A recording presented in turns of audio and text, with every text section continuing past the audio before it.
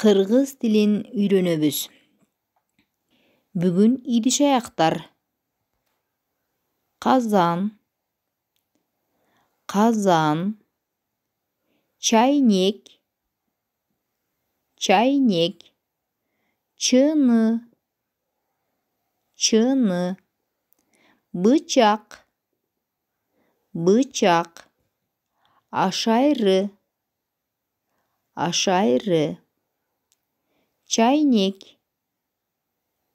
чыны чайнек. Кашык, кашык. Бул эмне экен? Чака, чака.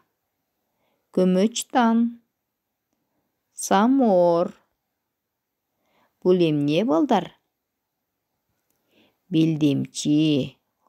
Улуттук кийим болот экен, балдар? Бул эмне? Маасы. Азаматсыңар. Бир топ сөздөрдү үйрөнүп алдыңар. Ушул социалдык баракчаларга жүктөп койдум.